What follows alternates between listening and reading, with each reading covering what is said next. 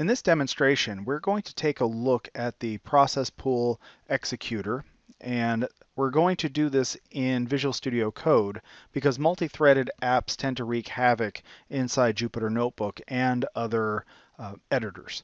So we're going to use Visual Studio Code, and we're just going to use a standard terminal to execute our programs.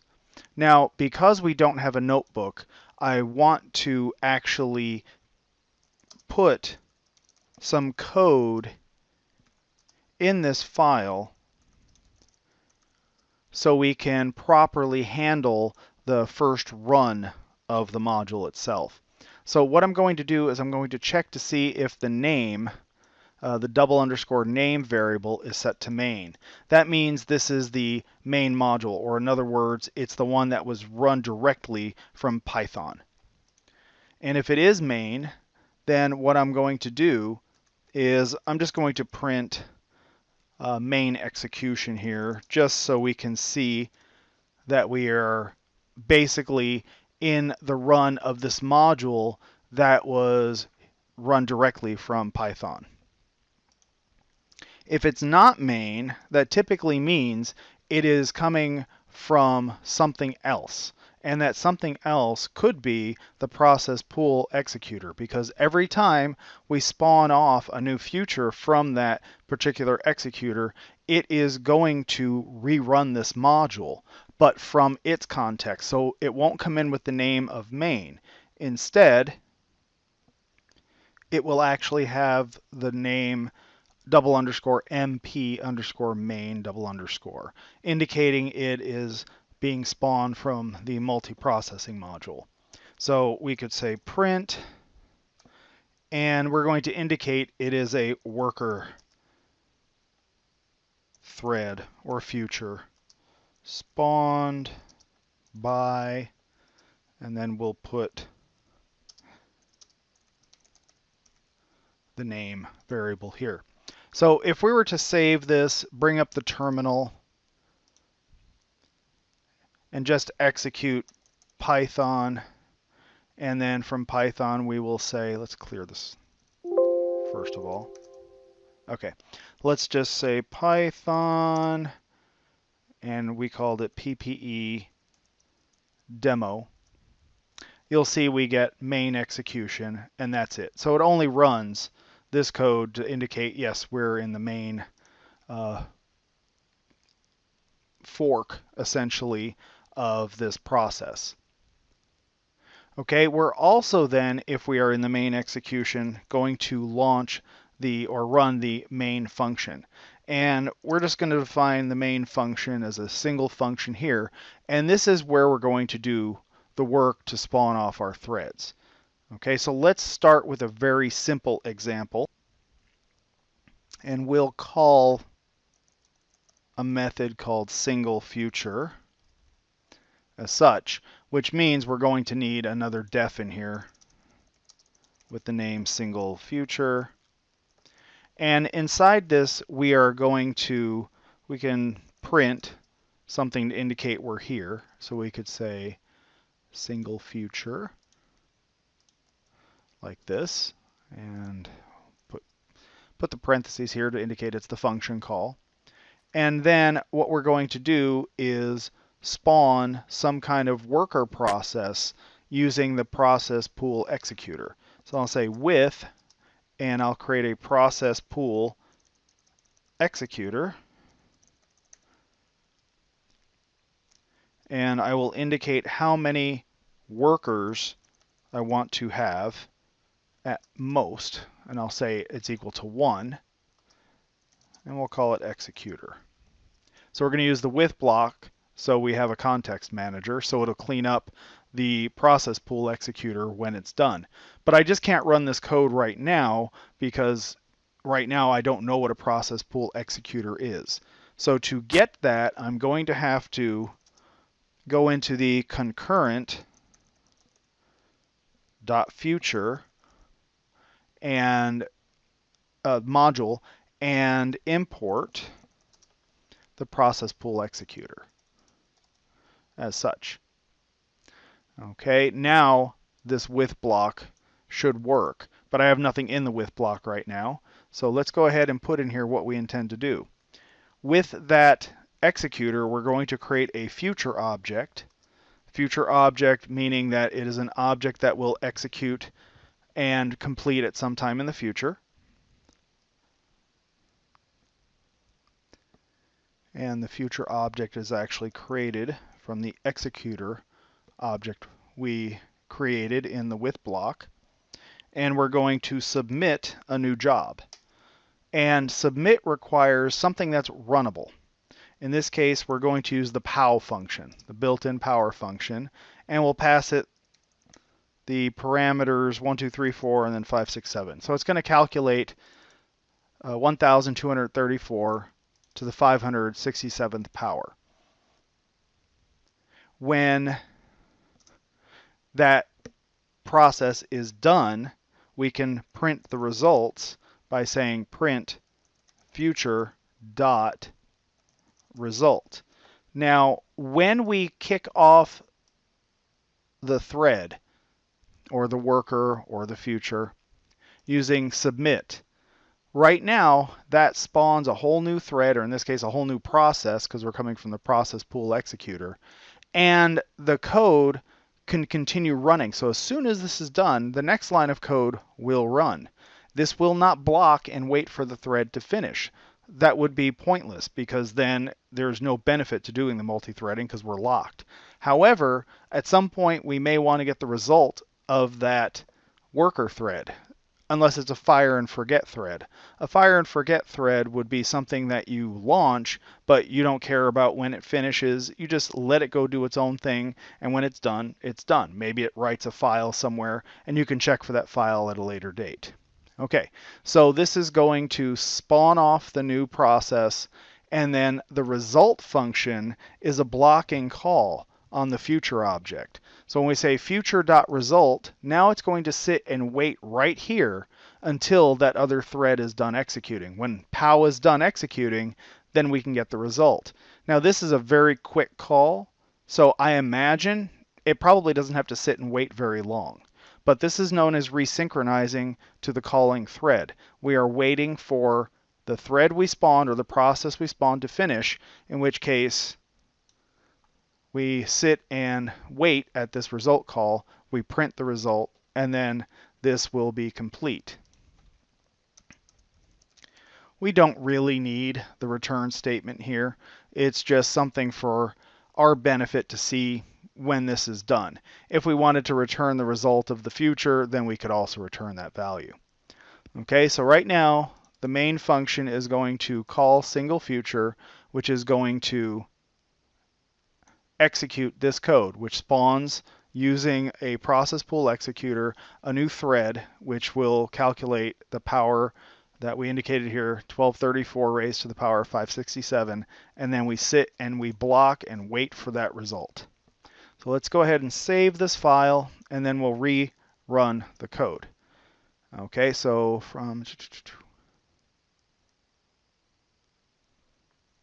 and that should actually be concurrent futures, not concurrent future. That was my mistake. And it would help if I actually saved the file. There we go. So watch what happens. We get the main execution, which is when it runs the module. We get in here, then it goes into the main method. We can actually say print in main. Don't need that to be capitalized. Okay, and then we'll say at the end, done with main. Okay, so let's rerun this so we can see those extra lines of text. So we're in main execution, which means we got to this part here. That's the first thing that runs. And then it says in main. Okay, that means it's here. Then it says single future. That means it's at this spot. Then we see worker thread spawned by MP main. Where's that getting printed from? Oh, we're back into this, but now we're in the else portion. Remember what I said, when any of these submits are called on a process pool executor, it will spawn a new process. Well, that process happens to be basically another Python running this module. So guess what? It reruns this code again. But it knows it's not the first time it was called because the name has changed from double_main to double_mp_main, as you can see here by this printout. So it'll say worker thread spawned by this, but at the same time, well, not at the same time, just probably a little bit after, then we're going to get this future result. It's waiting for it, and here is the result of that power call. And then we get the done with main. So we still only get into the main function once, and that's because of this call here under the if name is equal to double_main. And then we get the worker thread spawned by this once because we only spawn one worker thread. But what happens if we want to spawn multiple ones? So let's create a new function. We'll call it multiple futures.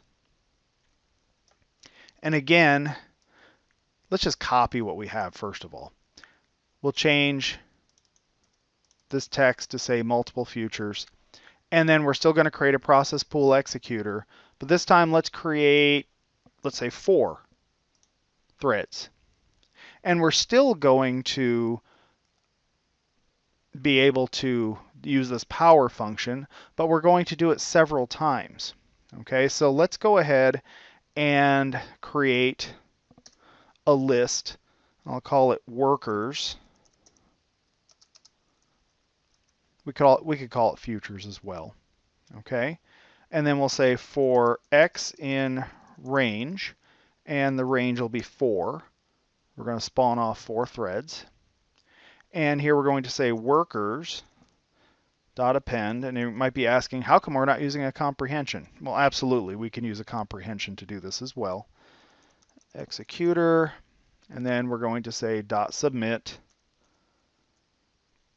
and again we're going to use the power function, but instead of using the 1234 and 567, let's go ahead and make random numbers.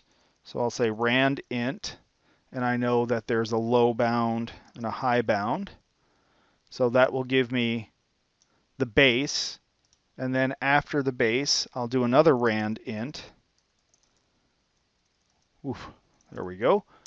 Rand int, and then we'll do 100 and 500 again. But this will fail if I try this right now because rand int is going to come from the random module. So let's go ahead and add that up here. So from random, import rand int. Okay. Then let's see what we have here. Rand int, good. Then let's go ahead and loop through all of the workers. We could say for w in workers, print w dot result, and then we can get rid of this, and we really don't need that return, and we don't want to do this inside the for loop. This should be at the same level here. So the first for loop is spawning the threads. The second one is printing the results of those threads. And then in main, I'm going to call multiple futures instead of single futures. Let's save the file and rerun it, as long as I don't have any typos. Okay, it doesn't like the X, probably because I'm not actually using X except for the counter. So that should be okay though. Okay, so you can see in main, multiple futures, and what do you see here? Worker thread spawn by, worker thread spawn by, worker thread spawn by, and then it starts printing the results, and then yet another worker thread spawn by. So you can see we actually get into this else portion of the global code that's running for this module. We get into there 4 times. So that means we are actually executing this module a total of 5 times now. Now, interestingly enough, we specify that the max workers is 4. We have 4 things being spawned.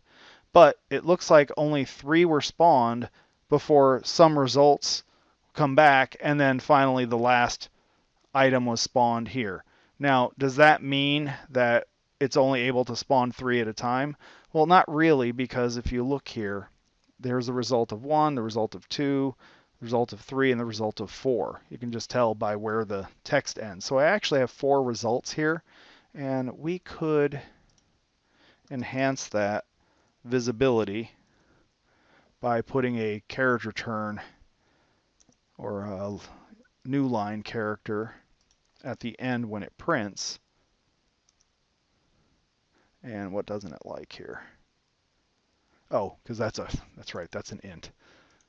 My mistake. str. This is why I like to use f strings. I don't have to worry about the casting issue.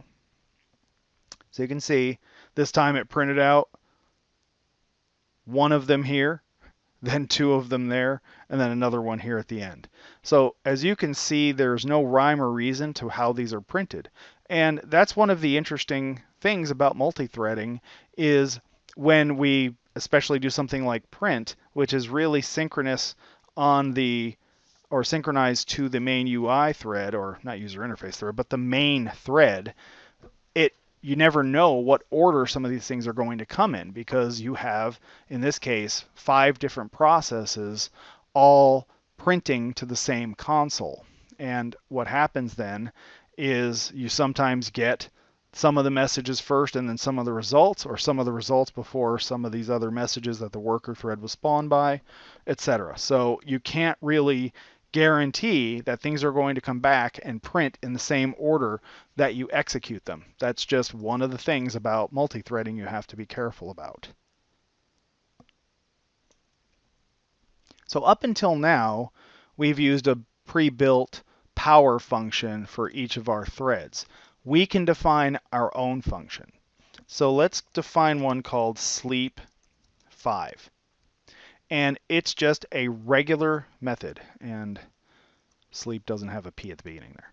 Sleep5, and then it'll accept a message parameter. And inside this, we are going to issue a command to sleep.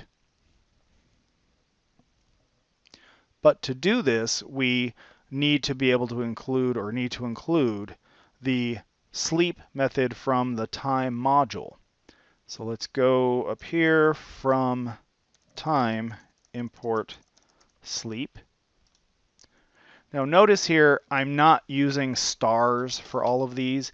I'm only importing the methods and variables that I'm actually going to use. It does make it hard sometimes because you have to remember exactly what to import, but it keeps the code very clean and streamlined so you don't run into possible collisions, especially when you're working with multi-threading. There are several different modules and they may share names of different functions, so it's best to only include what you want from the specific modules that you're using. Okay, and then once it's done sleeping, we can say return, well, I can just say the message.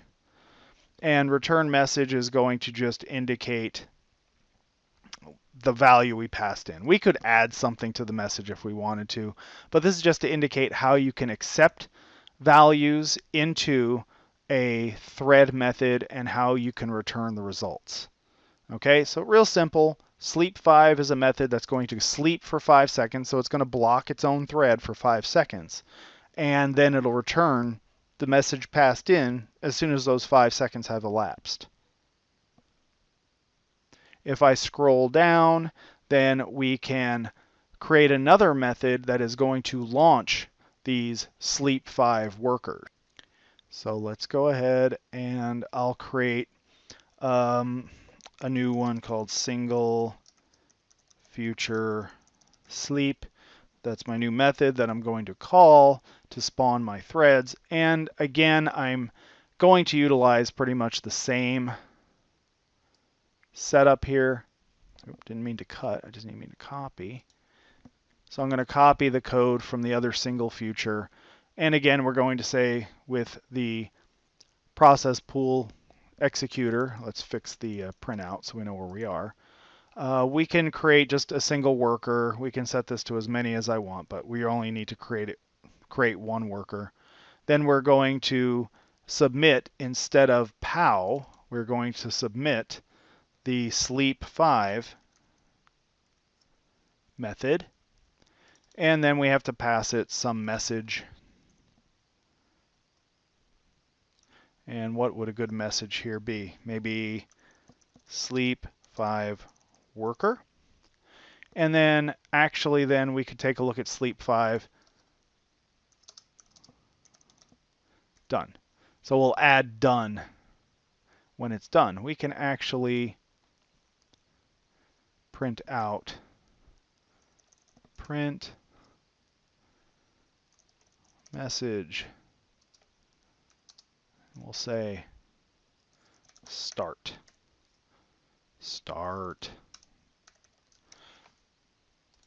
We'll put this in angle braces too. It's just for us to see when things are done, starting and done.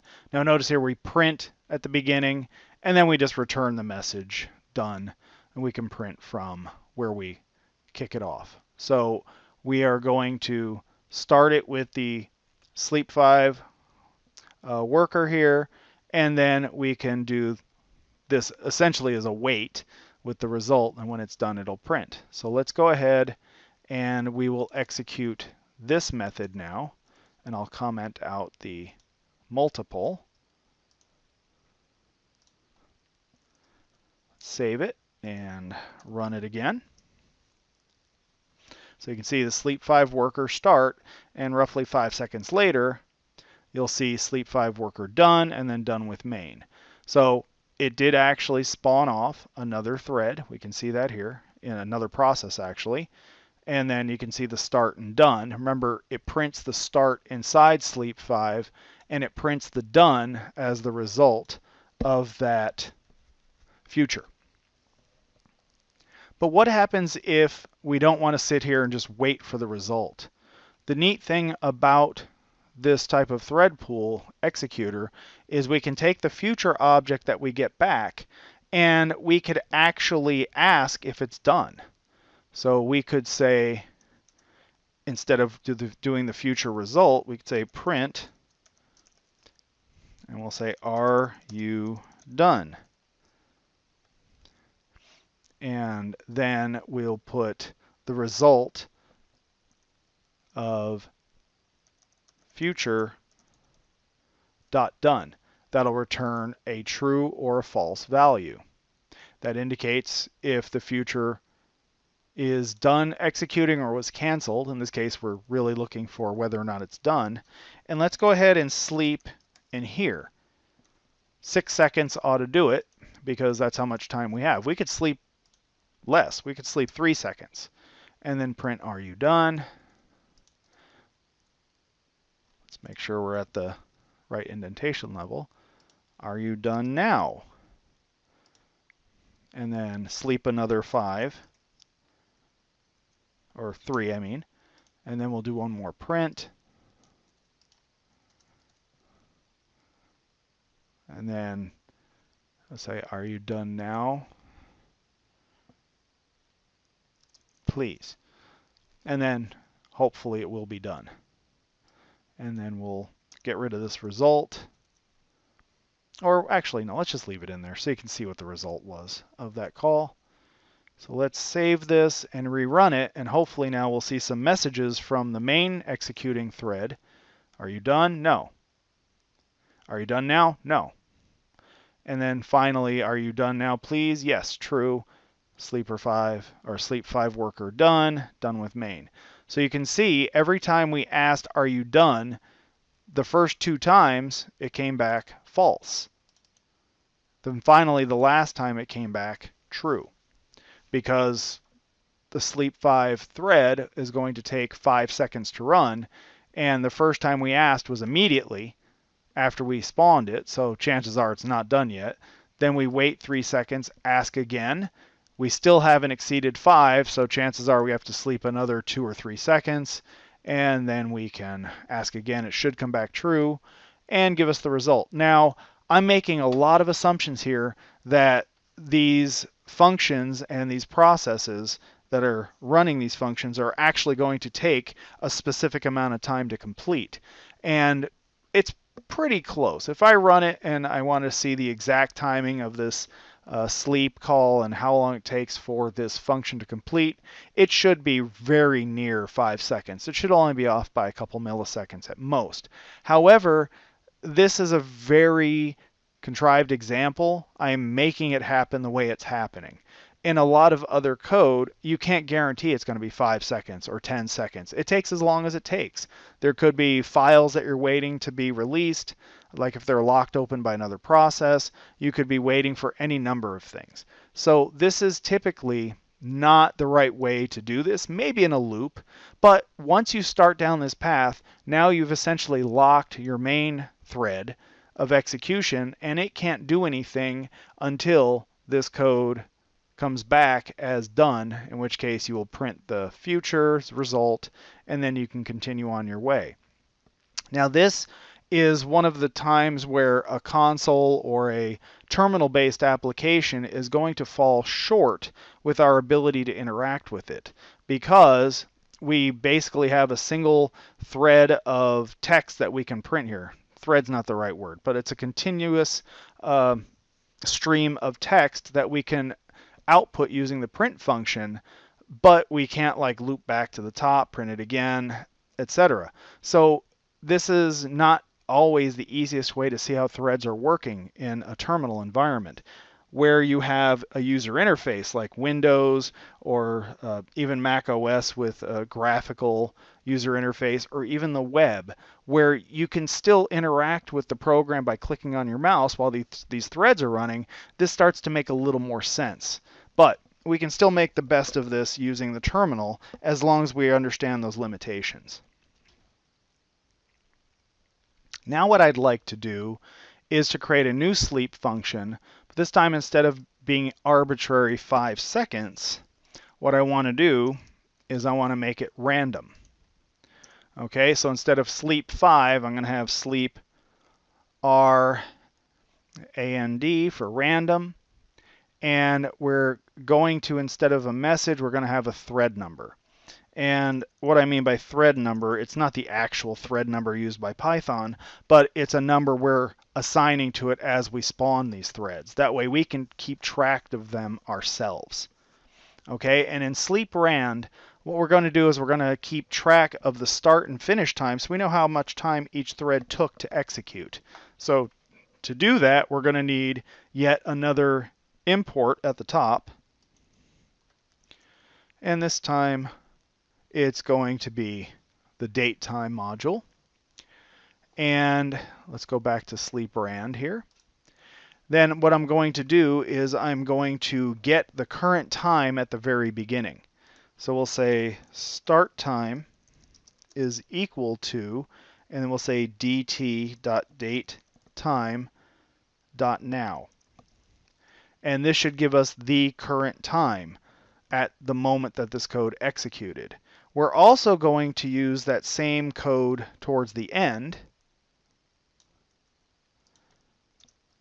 but instead of start time, it'll be, as you can probably guess, end time. And then on the inside, when we execute this, we have to come up with some random number of seconds for this sleep process to run. So I'll say sleep seconds is equal to rand int, and then I'm going to provide 1 to 5. Okay, so that will give me some value, 1, 2, 3, or 4, most likely. And then I'm going to sleep for that amount of seconds. Okay, I'm going to get rid of these print statements because it's going to get awfully noisy if I leave them in there.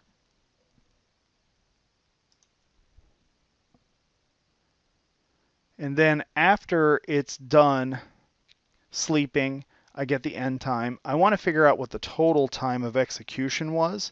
So I'll call it total time, and I will set that equal to end time minus start time.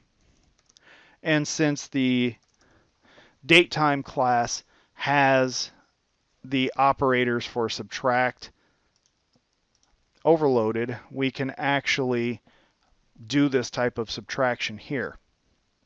And then I will return,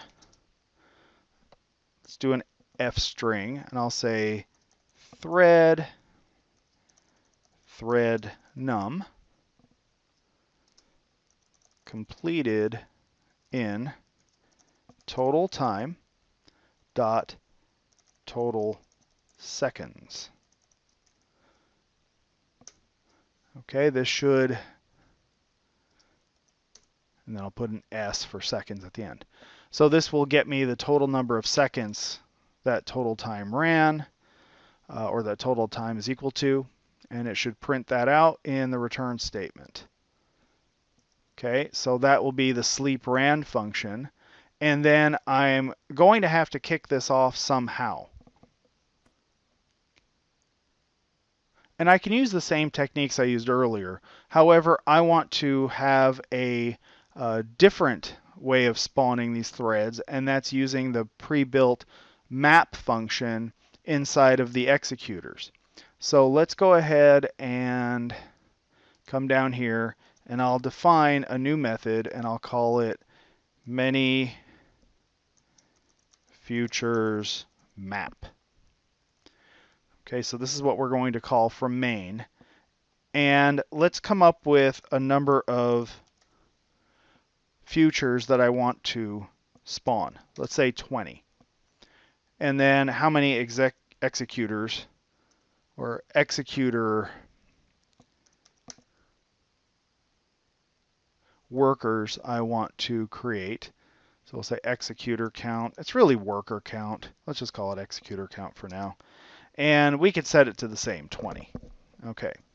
Then we're going to, again, create a ProcessPoolExecutor, so I'm not going to retype that.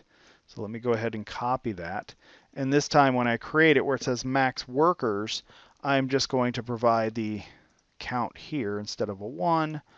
I'll use the executor count there. And then I'm also going to get the start time for this, so I can grab that from my sleep ran method. And the reason is I want to know how much time it actually takes for all of these threads to finish executing, or all these processes. So there's now, and then we can say threads is equal to range, and then the range I'm going to use is the future count. Okay, so basically create that many threads. So we're going to allow this many to execute concurrently, and this is the number of threads that we're going to actually spawn.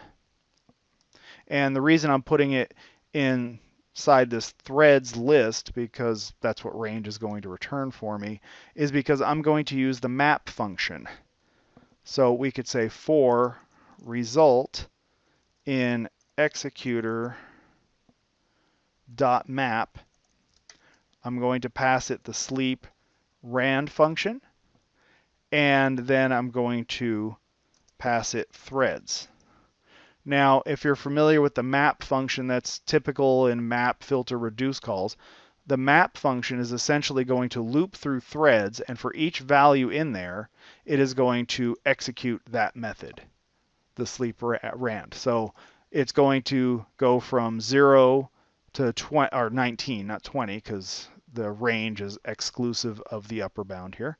So 0 to 19, it's going to loop through that, and then it's going to execute the sleep ran function that many times. So for each one of these values, so 0, 1, 2, 3, etc. through 19 will be passed to the sleep ran function.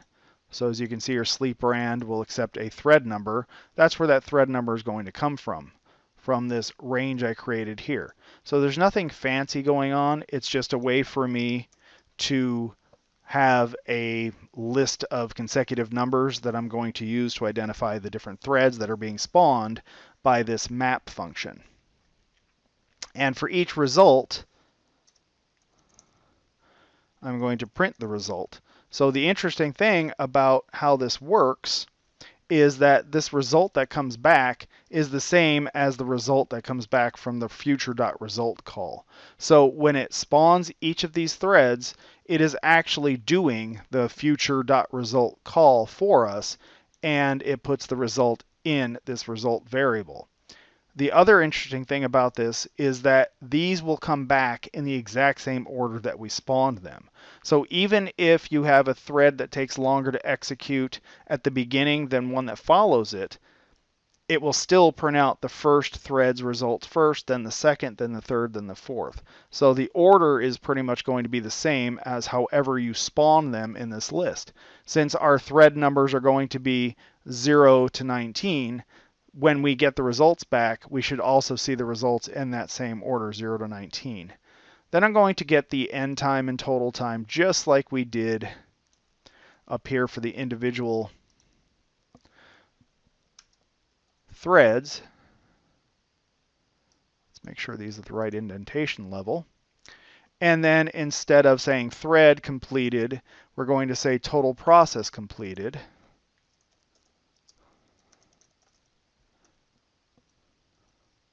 In total seconds. And let's save that before I lose it. Sometimes you never know if your editor is going to crash on you. It's always good to save frequently.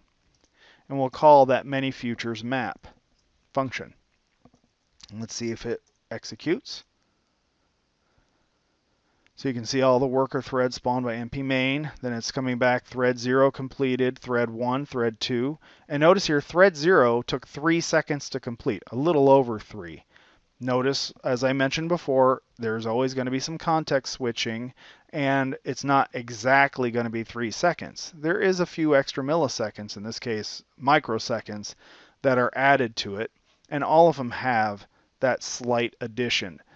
But you'll also notice none of them come back in less time than a whole number. So it's always something that's close to a whole number but greater than it, because there's the extra time to calculate the start time, the end time.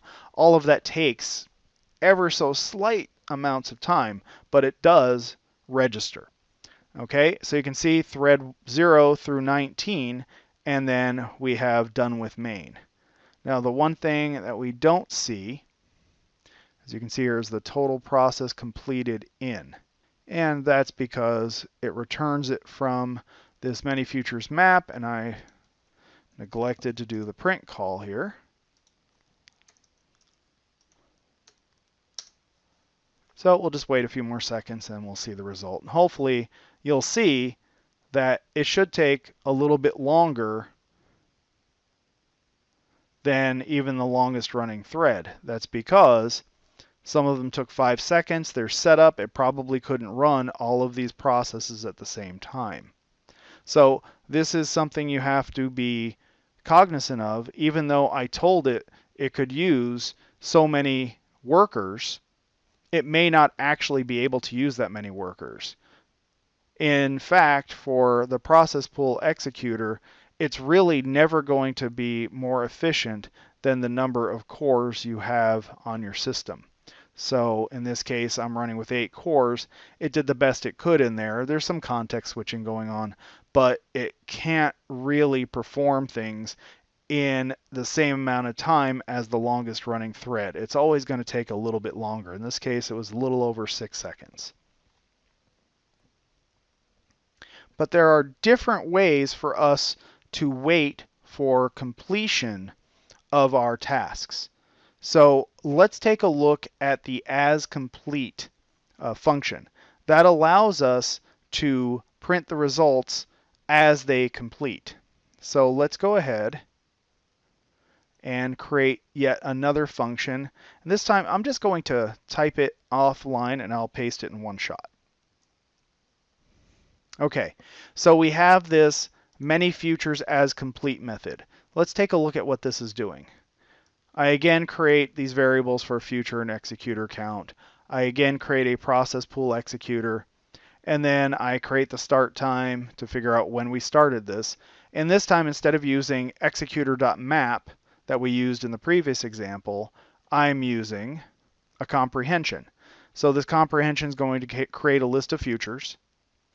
and I'm going to say executor.submit like we did in previous examples where we said executor.submit.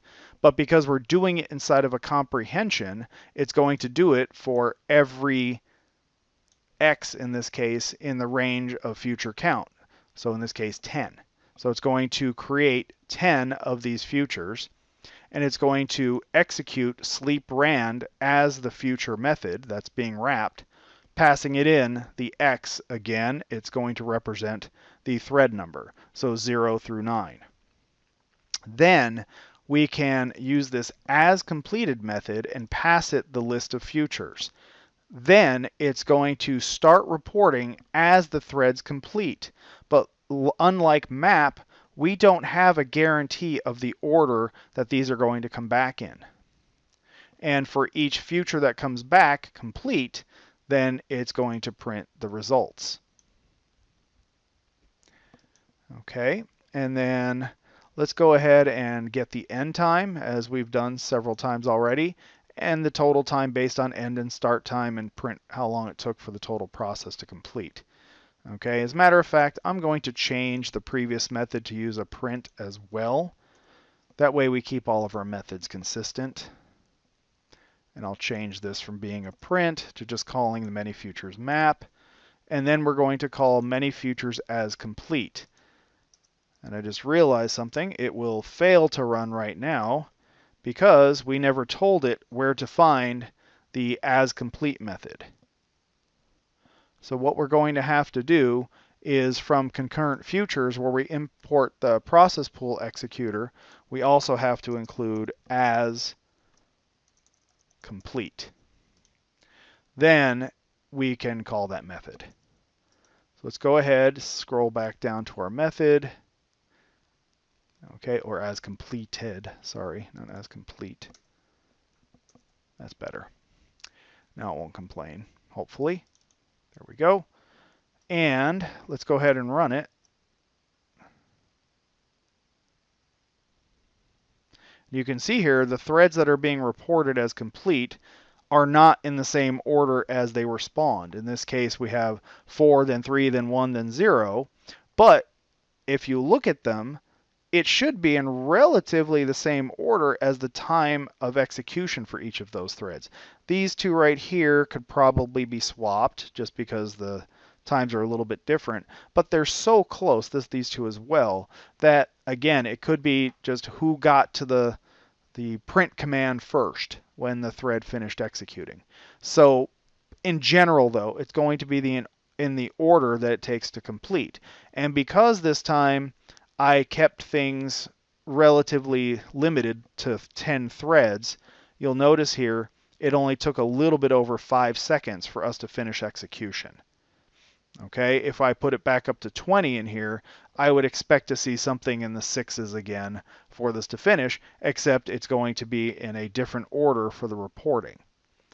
Okay, so that's one way for us to sit and wait for all of our completed values or completed futures.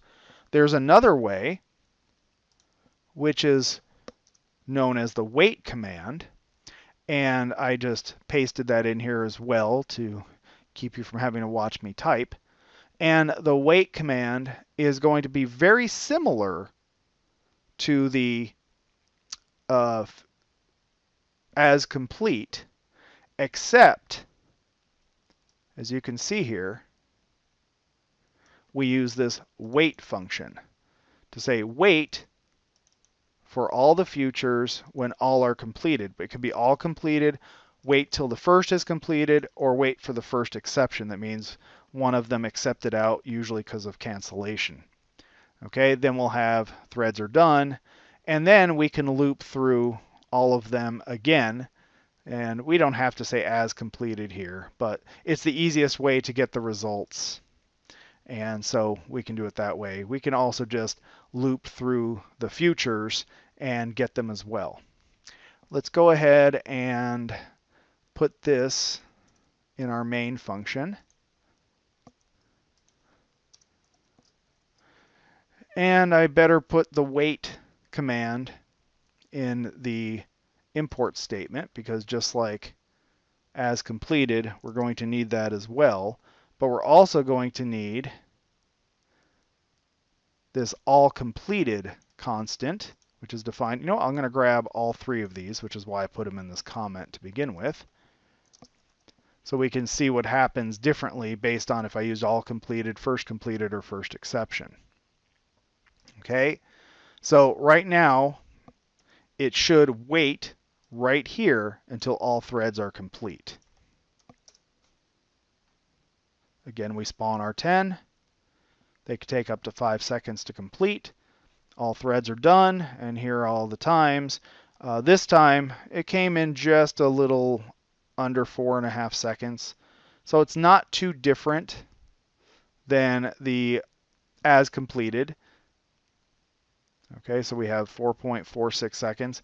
Again, it has more to do with how much time each of these threads took to execute than anything else. Let's go ahead and change this. Instead of as completed, let's just loop through the futures. And we can do that. And the reason is they should be all completed by the time we get here. So we should be able to rerun that without the as completed.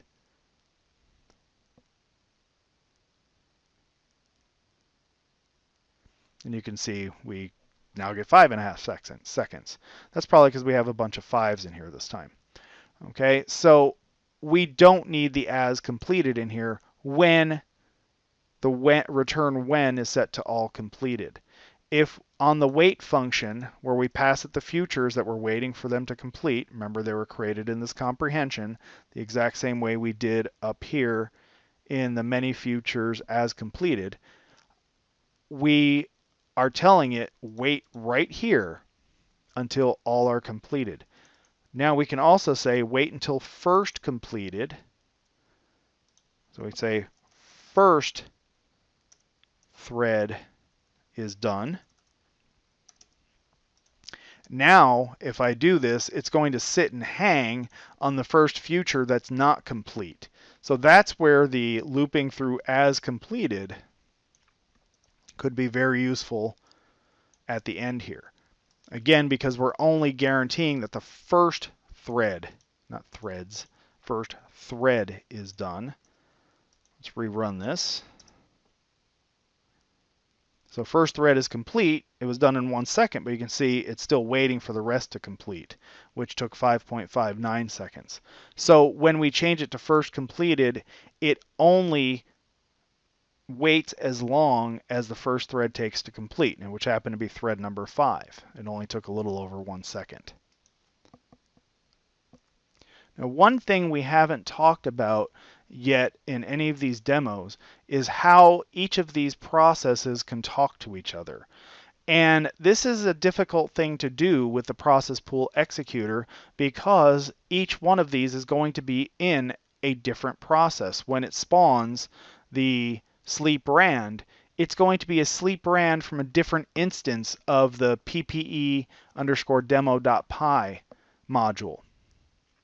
So how can we demonstrate this? At the top of my module here, I'm going to create essentially a global variable. I'm going to call it shared value, and I'll set it equal to 0. Then what I'd like to do is maybe in the sleep rand function, when it's done executing, maybe I can modify that value. So I will, right before the return, I could say something like shared value plus equals 1.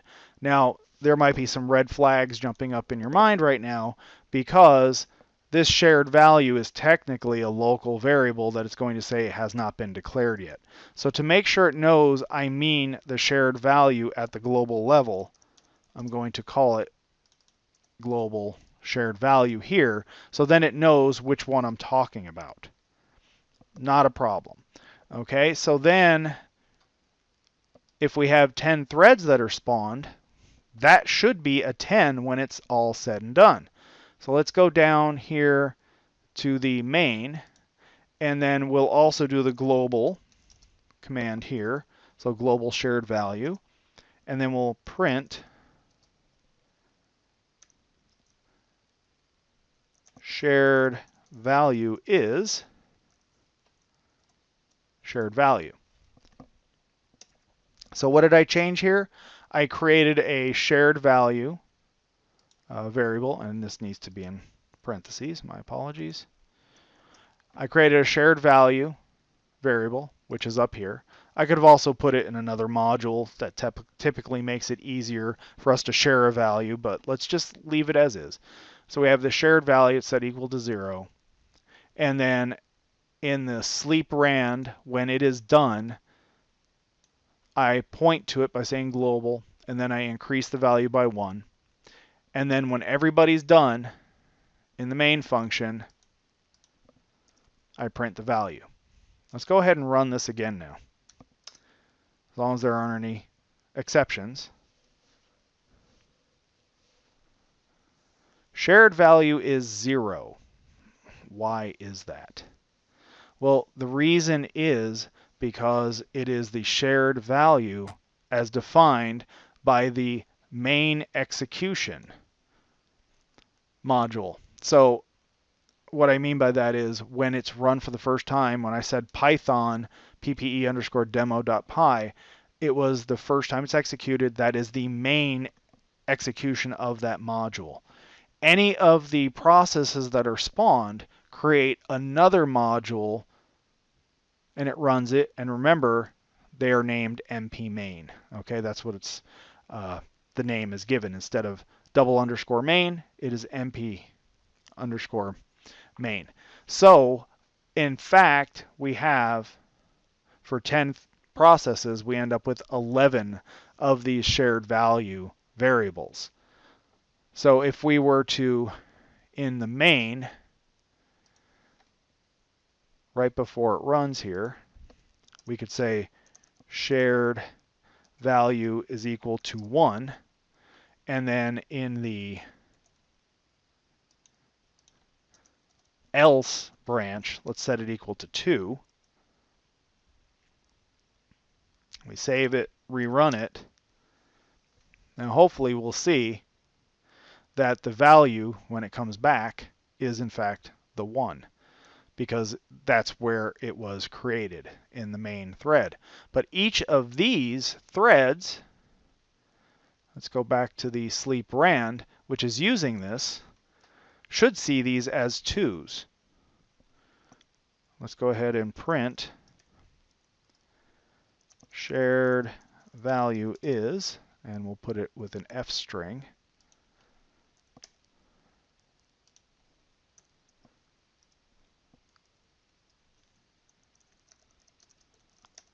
As such, and let me put a couple indentations in here so it doesn't stand out too much. Let's rerun this. You can see each of the spawn threads shows that shared value is 2. It's 2, it's 2, it's 2, it's 2, but the shared value is 1 in this case, okay, for main. So right now, to actually communicate between these processes is very complicated. There are ways of doing it using the multiprocessing engine and possibly using system semaphores or other techniques which are very advanced. So instead, if you do need the threads to be able to talk to each other, then you're probably better off not using a process pool executor, but instead a thread pool executor, which allows us to have multiple threads running in the same process. Therefore, there's only ever one shared value created. So this was a very long demo, and it's really hard to break this into smaller pieces because it builds every next step on each other. So I apologize for the length, but it really needed this much detail to get through all of the ins and outs of using the process pool executor.